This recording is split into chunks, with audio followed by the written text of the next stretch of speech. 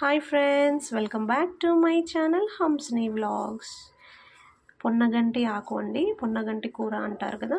పొన్నగంటి కూర పెసరపప్పులో వేసి ఎలా చేస్తానో చూపిస్తాను, చూసే.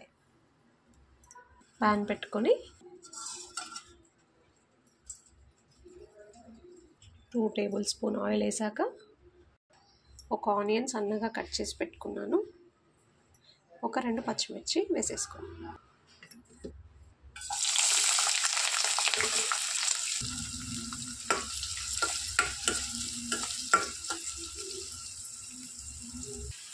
హాఫ్ టేబుల్ స్పూన్ జీలకర్ర ఆవాలు, కొంచెం కరివేపాకు,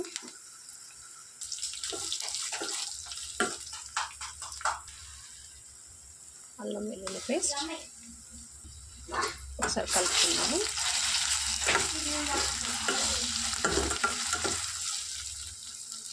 ఇందులో కొంచెం పసుపు, ఇలా ఆనియన్స్ మంచిగా వేగాక ఇప్పుడు ఇందులో సన్నగా కట్ చేసుకున్న పొన్నగంటి ఆకు ఇందులో వేసేది. చూసారు కదా, ఇందులో కొంచెం సాల్ట్ వేసుకున్నాము మంచిగా మగ్గడం కోసం. ఒకసారి కలుపుకున్నాము. ఆకు కూర ఇలా మగ్గిపోయింది కదా, ఇందులో టొమాటో వేసుకున్నాం.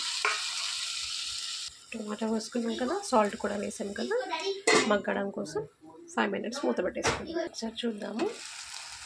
చూసారు కదా, మంచిగా టొమాటోస్ అన్నీ మగ్గిపోయాయి కదా. పెసరపప్పు ముందుగా వేయించుకొని కడిగి 2-3 సార్లు కడిగి నానబెట్టుకున్నాను ఒక 15 minutes.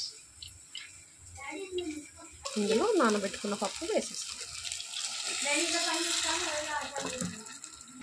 చూసారు కదా, ఇలా కలుపుకున్నాక ఒక 1 టేబుల్ స్పూన్ కారం వేసుకున్నాము.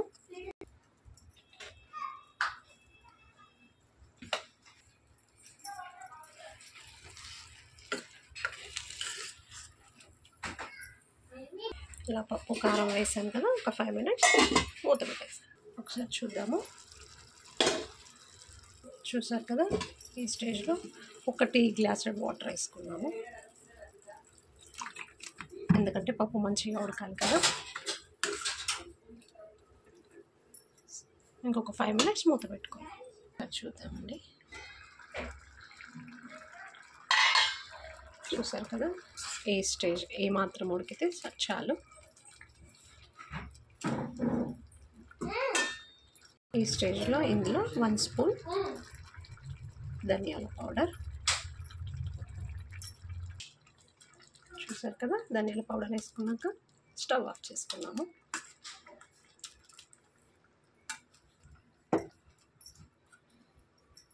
చూసారు కదా, పొన్నగంటి ఆకుకూర పప్పు,